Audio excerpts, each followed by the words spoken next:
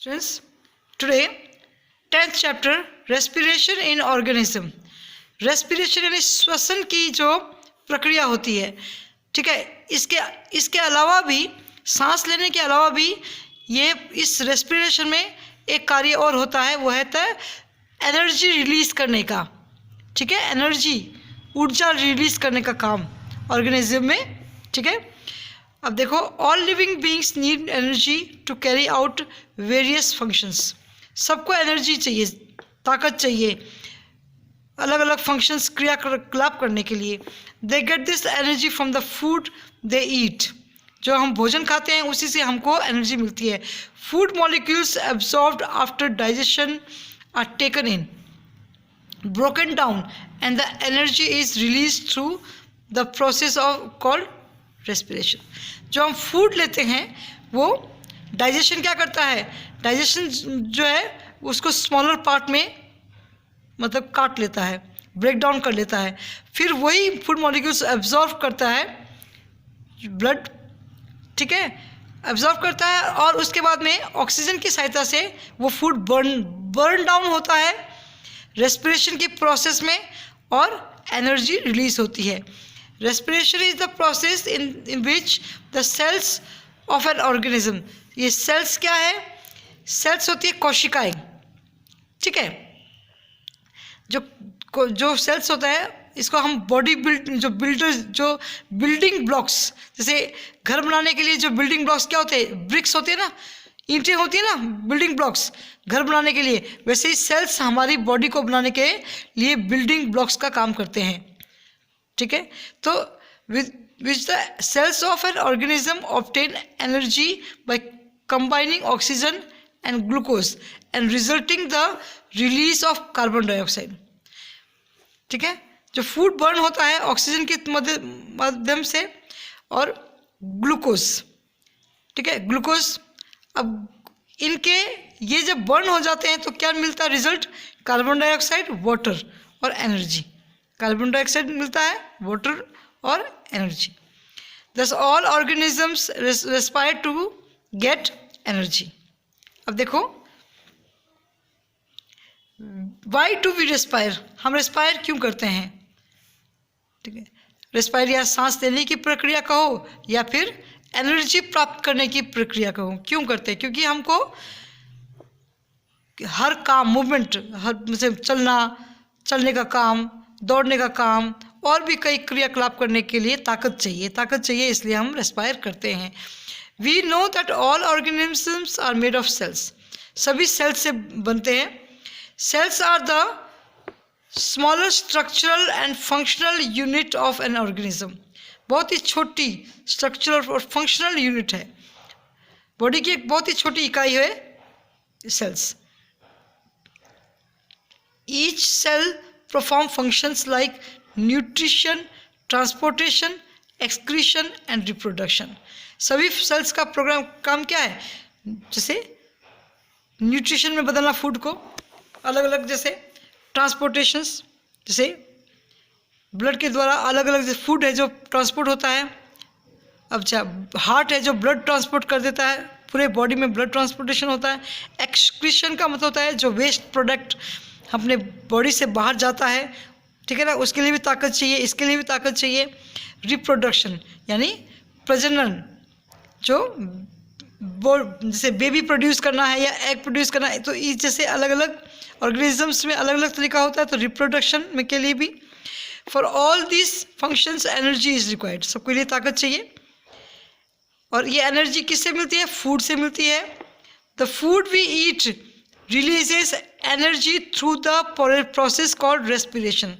जो फूड हम खाते हैं एनर्जी रेस्पिरेशन प्रोसेस से मिलती है। Respiration is the biological process in which food is utilized to produce energy. During breathing, we breathe in air. Breathing से हम के टाइम में हम क्या करते हैं, हम एयर को ब्रीथ करते हैं, हवा ब्रीथ करते हैं ना। इन दिस प्रोसेस ऑक्सीजन, हम ऑक्सीजन को लेते हैं और कार्बन डाइऑक्साइड को और वाटर वेपर को छोड़ते हैं। आप सांस छोड़ो तो आपको ऐसे हल्का हल्की नमी महसूस होगी।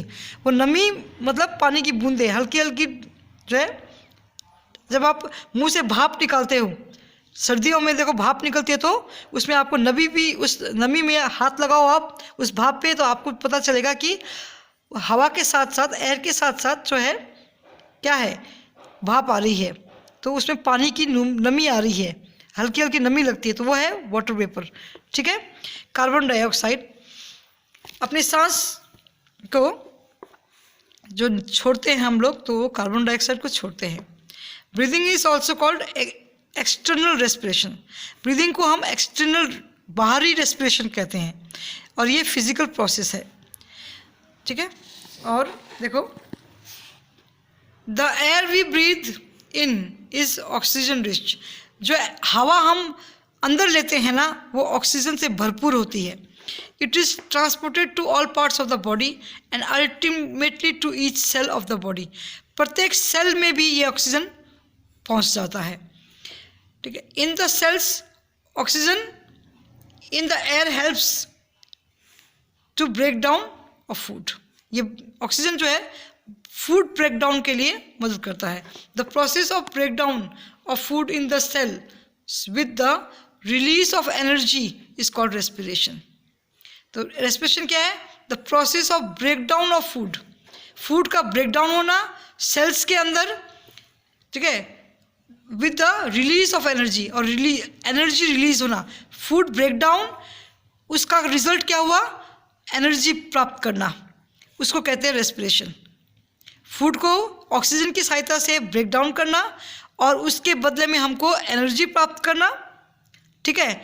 और एनर्जी जो हमको मिल जाती है, और वेस्ट प्रोडक्ट क्या? कार्बन डाइऑक्साइड और वो वाटर वेपर जो निकलता है। During respiration it is mainly carbohydrate, जैसे ग्लूकोज। ग्लूकोज जो है which is oxidised to produce energy. Oxidise यानी बर्न करना। ठीक है, बर्न होता है, तो ग्लूकोज प्लस ऑक्सीजन हमको रिजल्ट क्या देता है? Carbon dioxide plus water vapour plus energy. ठीक है, कार्बन डाइऑक्साइड रिलीज होती है, फिर वाटर और एनर्जी। ठीक है। तो एटीपी और adenosine triphosphate is the energy currency of the cell.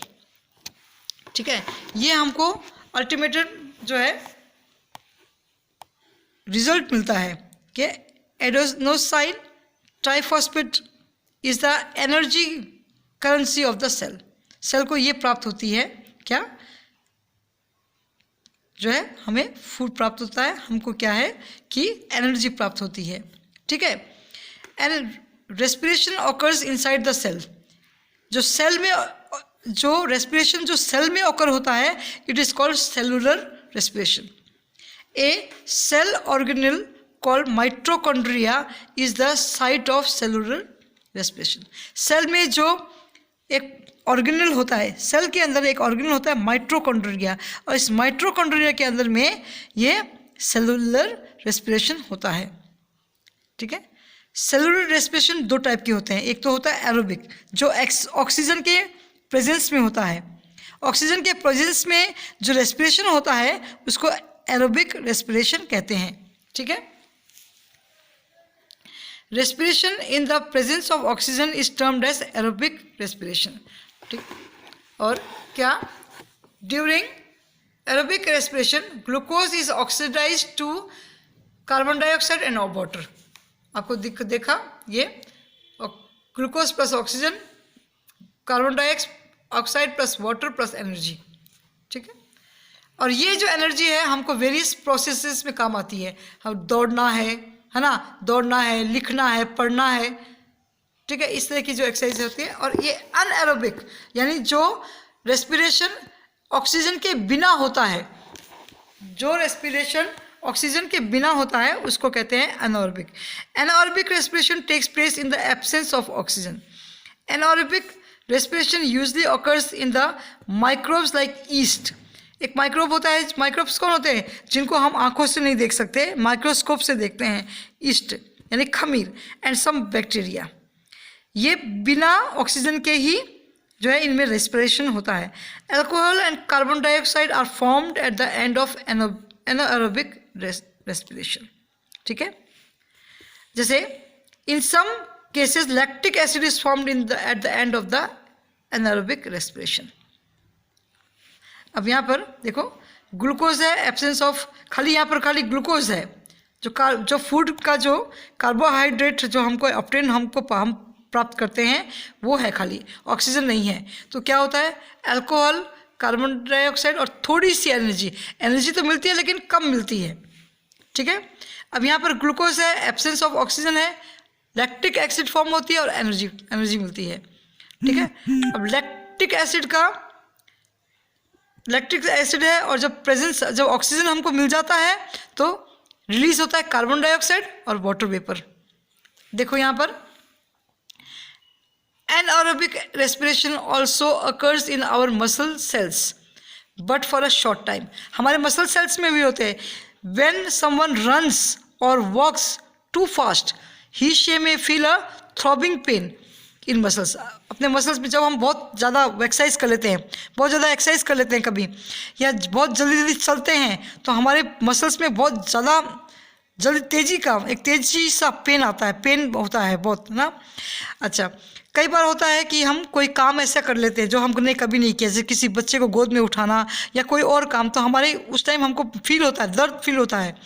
ठीक है. तो उसमें जो कोई ऐसा काम, कोई वज़न उठाने का काम है, कोई ऐसा काम जो हमने किया, उसमें हमको एनर्जी जो है ज़्यादा रिलीज़ हुई हमारी, जैसे.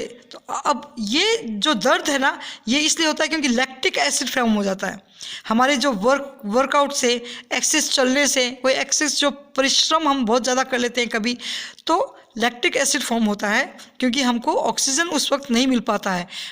जितना हमको चाहिए उतना ऑक्सीजन नहीं मिल पाने के कारण से हम वर्कआउट तो करते हैं, लेकिन हमको जैसे वर्कआउट जब हम करते हैं तो हमारी सांस जो है खूब तेज़ी से चलती है. तो जितनी तेज़ी से सांस चलती है तो उतना हमको ऑक्सीजन नहीं मिल पाता है. तो ऑक्सीजन नहीं मिलने के कारण हमारे मसल्स में लैक्टिक एसिड फॉर्म हो जाता है. लैक्टिक एसिड से फिर हमको ये दर्द महसूस होता है, ये जो है पेन महसूस होता है. दिस हैपेंस बिकॉज रनिंग और any other physical exercise requires more energy but the supply of oxygen remains same. This results into deposition of lactic acid produced by anaerobic respiration. ठीक है. लैक्टिक एसिड कब form होती है, जब oxygen के बिना हम रेस्पिरेशन करते हैं. Once the person takes hot water bath और मसाज, जब दर्द होता है तो क्या करते हैं, हॉट वाटर बाथ लेते हैं या मसाज करते हैं तो हमें बहुत आराम मिलता है. हॉट वाटर बाथ और मसाज इम्प्रूव्स ब्लड सर्कुलेशन. क्यों आराम मिलता है, क्योंकि मसाज करने से, मालिश करने से या गर्म पानी के से स्नान करने से या सेक करने से हमारे जो है ब्लड सर्कुलेशन बढ़ जाता है. एट दैट प्लेस, उस जगह पर जहाँ पे हमको दर्द हो रहा है, जहाँ पे हमको तकलीफ हो रही है, तो वहाँ पे ब्लड सर्कुलेशन बढ़ जाता है. And the supply of oxygen is increase, और ऑक्सीजन सप्लाई जो है वो इंक्रीज हो जाता है. The oxygen breaks down lactic acid. Oxygen क्या करता है, लैक्टिक एसिड को ब्रेक डाउन कर देता है. ठीक है. और कार्बन डाइऑक्साइड और वाटर बाहर निकल जाता है वेस्ट के रूप में. अब देखो difference between aerobic and anaerobic respiration, ये डिफरेंस है. तो इसमें क्या है, एरोबिक रेस्पिरेशन, ऑक्सीजन जब होता है ये ऑकर्स इन ऑल ऑर्गेनिज्म, सभी ऑर्गेनिजम्स में होता है. ठीक है. और ऑक्सीजन सहित होता है. Oxygen is required complete oxidation of glucose का कंप्लीटली बर्न होना. ठीक है. और oxidation result in production of carbon dioxide, water and energy. तो एरोबिक रेस्पिरेशन में क्या होता है, सभी ऑर्गेनिजम्स में होता है, ऑक्सीजन की ज़रूरत होती है और ऑक्सीडेशन मतलब बर्निंग ऑफ ग्लूकोज होता है और एनर्जी रिलीज होती है, कार्बन डाइऑक्साइड होता है और वाटर वेपर होता है. और anaerobic occurs only in some bacteria, fungi, germinating seeds and certain animal tissues. ठीक है. और इसमें ऑक्सीजन इज नॉट रिक्वायर्ड, यहाँ पे ऑक्सीजन की ज़रूरत नहीं है. इनकम्प्लीट ऑक्सीडेशन ऑफ ग्लूकोज, यहाँ पे अधूरा ऑक्सीजन जो है वो नहीं होने के कारण से ग्लूकोज आधा जलता है. ठीक है, पूरा नहीं हो पाता है. और oxidation results in production of इथिन, alcohol and carbon dioxide. यहाँ पे इथेन नाम का गैस निकलता है, अल्कोहल, और देखिए carbon dioxide and a lesser amount of energy. कई बार ऐसा होता है कि हमको बहुत आलस आता है ना, बहुत आलस आता है, बहुत ज़्यादा हमको सोने का मन करता है, बहुत जैसे सर दुख रहा है या फिर बॉडी में बिल्कुल शिथिलता आ जाती है ना, तो वो भी एनारोबिक जो है एनारोबिक रेस्पिरेशन का कारण है, क्योंकि हमको उस वक्त हमारे शरीर में ऑक्सीजन नहीं मिल पा रहा है, किसी ना किसी कारणवश हमको पूर्ण रूप से ऑक्सीजन नहीं मिल पा रहा है, और तो हमारी बॉडी जो एनर्जी है वो डिक्रीज हो जाती है। ठीक है, ये आज के लिए इतना ही।